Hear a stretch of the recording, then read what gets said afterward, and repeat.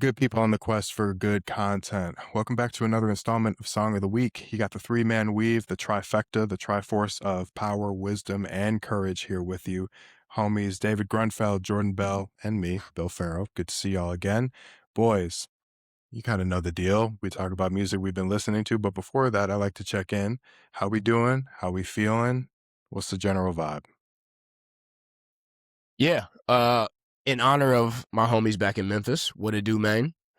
I'm doing good, brother. I am doing good. I went to the Cavs game the other day for the first time, and it's been years since I've been to a Cavs game. So that was fun. I'm just gonna go on a basketball tangent real quick. I am trying to get into watching James Harden. Like, in general. So as a Cavs fan, I have to root for Harden now. And in general, he's like one of my least favorite basketball players to watch of all time. Like, I just don't like the way he plays. It's just too much dribbling for me. Like, I just don't like guys that play like that. But that being said, we're gonna win the title with James Harden. So I'm rooting for James, and I'm rooting for the Cavaliers. I have Tough. no comment. Dave, how you doing? Yeah, I was gonna say that's a tough spot. Good luck with that. Is what I will say. I don't wish ill on anybody, so I hope everybody does well. You know, as a Laker fan, I don't really have a dog in this fight. I did watch James more when he was with the Clippers here in LA. Jordan, I think I'd said there was a time in Harden's career when, early James Harden, both I would say as the sixth man on the Thunder, when they went to the finals and almost won it. I mean, that version of James Harden was incredible. I mean, fun to watch, was not the ISO dribbler, played as a part of this incredible young core. But I would even argue, like, even though, Jordan, I'm with you, it's not for everyone. The version of James Harden where he was on the Rockets and the whole plan was James Harden is going to go ISO, and James Harden is either going to step back and hit a three, he's going to drive to the lane, and he's either going to get fouled or he's going to turn the ball over or he's going to kick for an open three.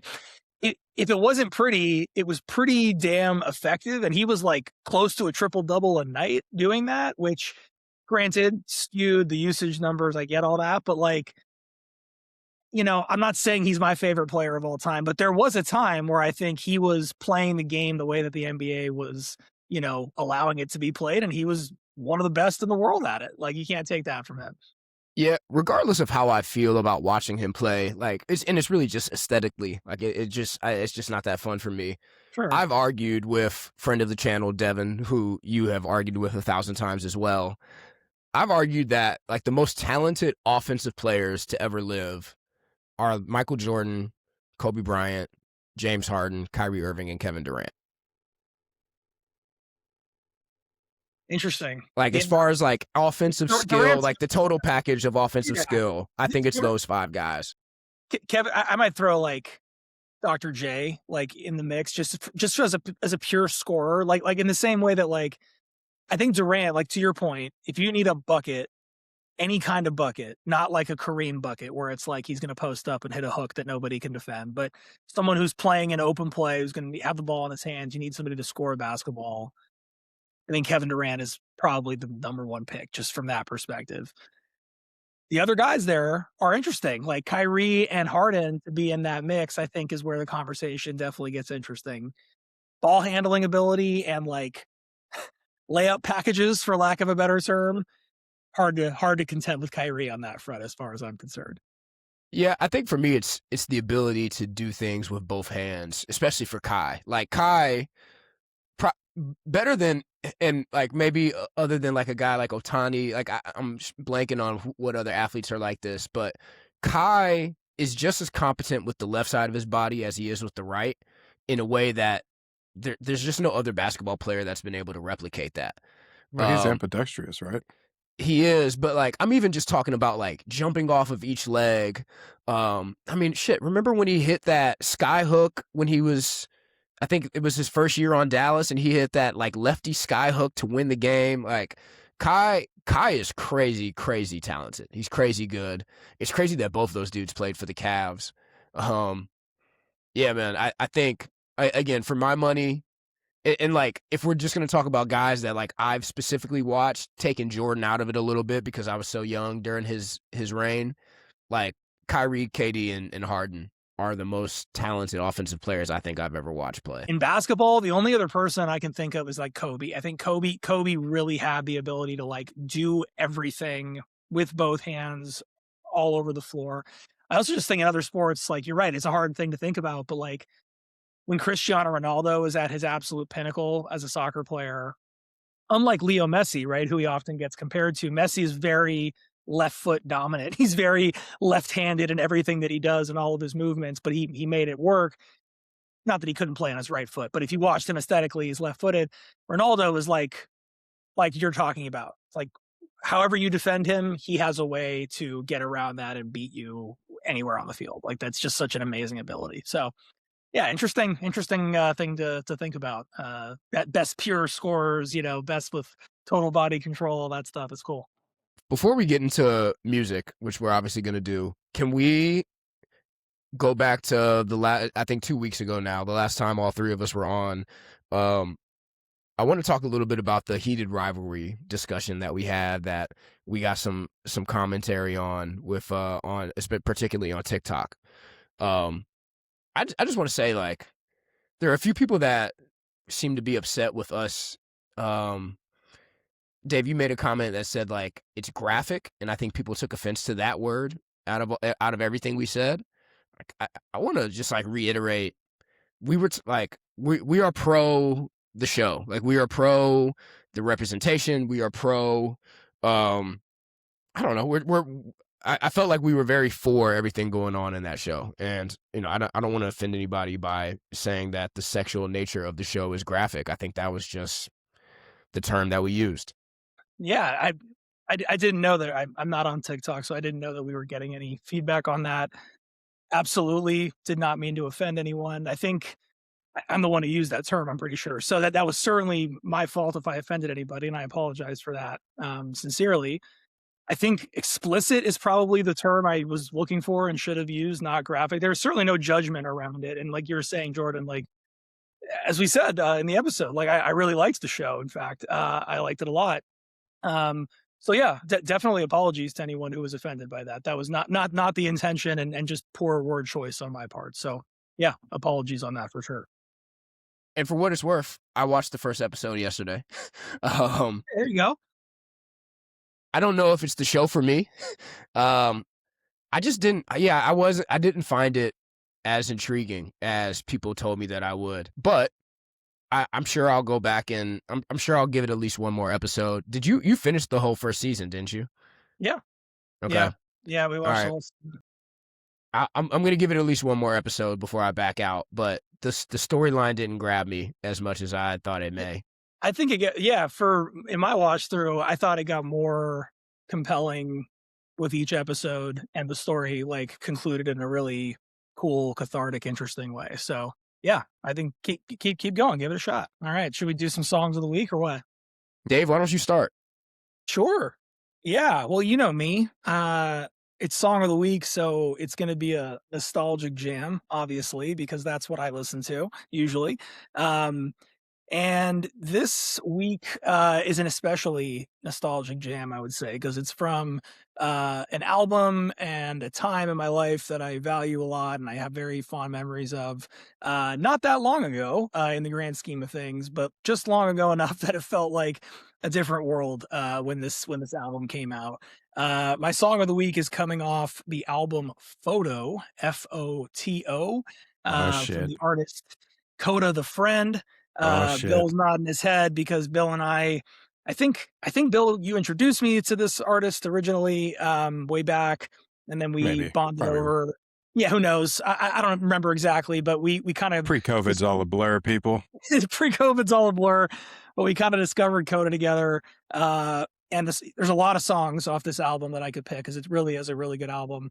But I'm going to pick what I think is my favorite, and definitely the one that I think of as my song with Bill, which is Chicago Diner.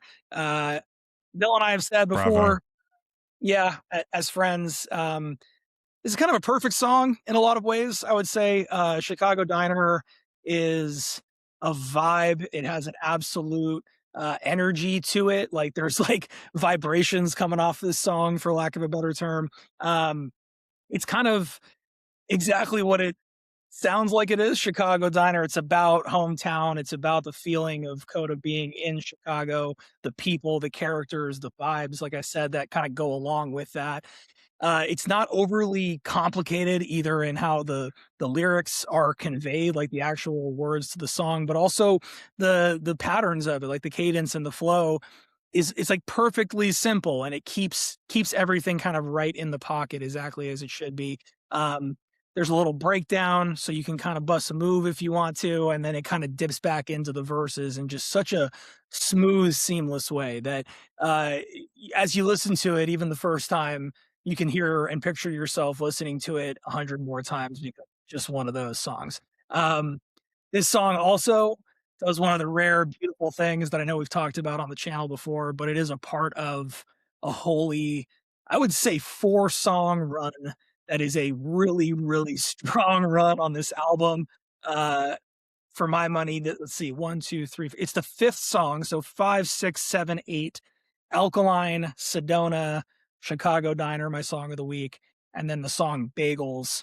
Uh, I'm gonna throw it up there as one of the best 4 song runs in recent memory. It's a really strong stretch of music. It kind of has a lot of that same energy that I was just talking about with Chicago Diner, but um, different enough. And Kota dives in on those songs where you get to learn about his point of view and why he has the energy and the charisma that he does. So Photo is an album certainly worth checking out. Well mentioned pre-COVID, it was 2019, not that long ago. It doesn't feel dated. You can listen to it. It's very listenable.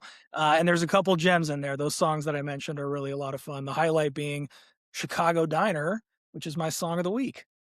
Ah, man, brilliant fucking pick. I know we're not supposed to cuss. It doesn't get us to monetization. Sorry. That song is a perfect song. I'm going to double down on that. The 5, 6, 7, 8 stretch, just so good. So good. I think there's a handful of discussions I've seen on social about best all time 3 song, 4 song runs, whatever it is. I don't know if it cracks the all time list, but from like a personal listenability and enjoyment standpoint, you hit those 4 songs, at least for my money, you're not going to skip a single one if you know it's back to back. That is an album we really like that we don't think is discussed enough. Maybe that becomes a little spin-off segment, but good fucking pick, Dave. That is, Thanks, buddy. man, that is a great pick. Good job. I haven't heard that song. I haven't heard that song in a minute too. I know. I knew that Good one. I knew song, that you get that one, Bill. It is a good one. man. And the vibes, that I'm talking about, like Coda does that really hard thing of making things that are making things that are really complicated sound simple, and making that simplicity sound great. And it doesn't sound simple, it sounds relatable, which is really, really difficult. And he, especially on this album, so good.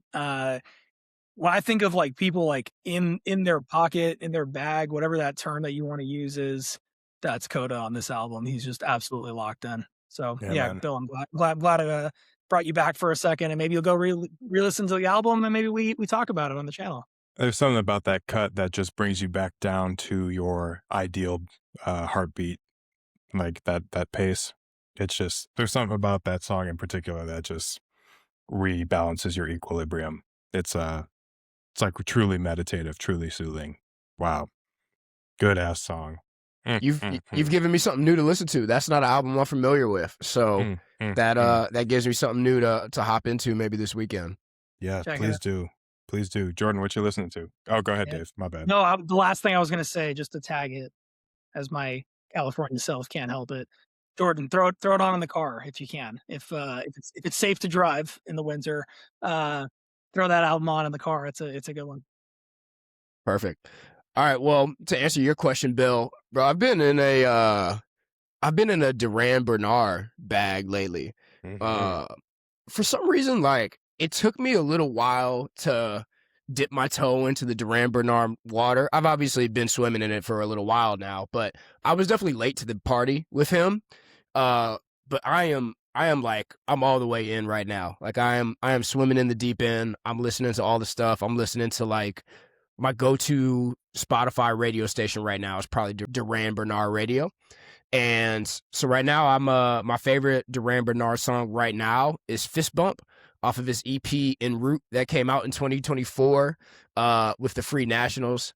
It's just a fun song, yo. Like it's basically a song about Durand telling telling the ladies like, yo, don't give me no hug. You gonna mess my shirt up with the makeup, but I got you on the fist bump.